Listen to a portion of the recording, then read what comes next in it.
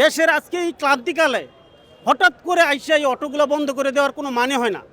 আমরা কোনো কিছু জানি না, হঠাৎ করে একদিন আমাদের রেজাল্ট হলো যে 18 তারিখে আপনাদের অটো বন্ধ। হাতে গোনা 3টা মহাজন এর বিরুদ্ধে লড়ছে, আর আমরা হাজার হাজার মহাজন আমরা জানি না। আমি ব্রাকের যে এনজিও ওর থেকে আমি 30 লক্ষ টাকা লোন নিচ্ছি। প্রতি মাসে আমি 2,20,000 টাকা কিস্তি দিই, 18 মাসের কিস্তি ওদের। যদি আমার এই গাড়িগুলো বন্ধ করে দেন, কালকে আমার হয়তো আত্মহত্যা করতে হবে, আর নয়তো আমার ভিক্ষায় হাত ধরতে হবে। কারণ না হলে আমাদেরকে এখন কিছু করেন, নয়তো আমাদের একটু জেল বাড়ি বুড়ি দেন, আমরা জেলে গিয়ে পড়ে থাকি। তাহলে তো আমাদের কিস্তি হলে আসবে না, এমনকি আমাদের কেউ টাকার জন্য আসবে না। আমাদের অটো রিক্সা বন্ধ হওয়ার কারণে আমার ছেলেমেয়ের লেখাপড়া বন্ধ হয়ে যাবে, আমার মা বাবার চিকিৎসা বন্ধ হয়ে যাবে।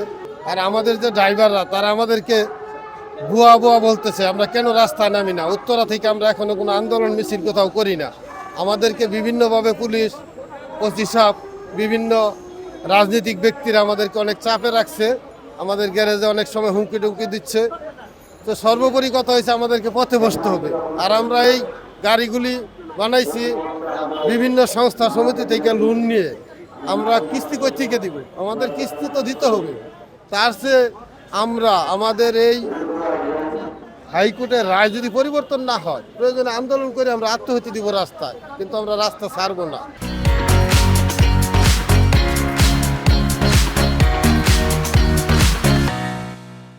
আমরা অটো রিক্সা তো ভাই লোন করে কিনছি 50,000 টাকা দিয়া। মনে করো সাপ্তাহিক কিস্তি আছে 1200 টাকা।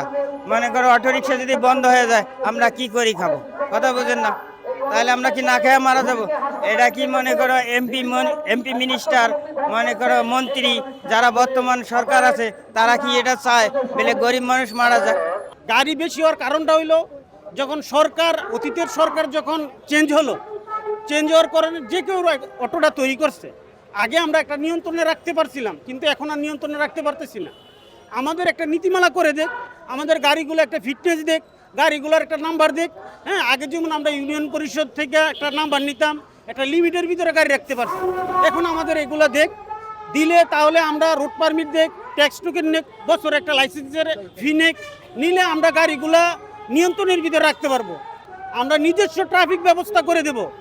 আমরা আলাদা লেন করে দেন, আমরা আলাদা লেনে গাড়ি চালাবো।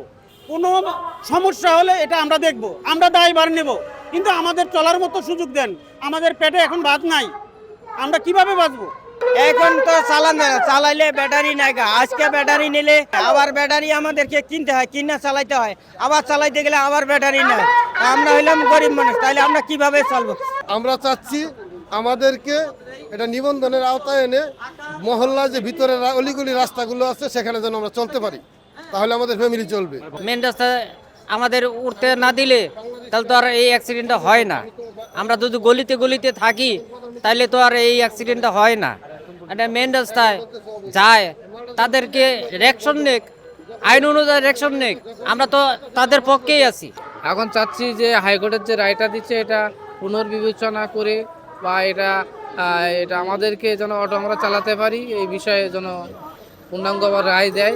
এই জন্য আমি প্রধান উপদেষ্টা মহোদয়ের কাছে বিনীতভাবে অনুরোধ করছি, এবং হাইকোর্টের এই রায়টা পুনর্বিবেচনা যেন করে, আমাদেরকেও মানে রাস্তায় যেন না নামতে হয়। আমার ফ্যামিলি নিয়ে দুবেলা দুমতো ডাল ভাত খেয়ে যেন চলতে ফিরতে পারি, আমাদের যেন চুরি চিন্তার পথে যেন না যেতে হয়। আমরা তো সৎভাবে অটো রিক্সা চালিয়ে জীবনযাপন করি, আমাদের কেন?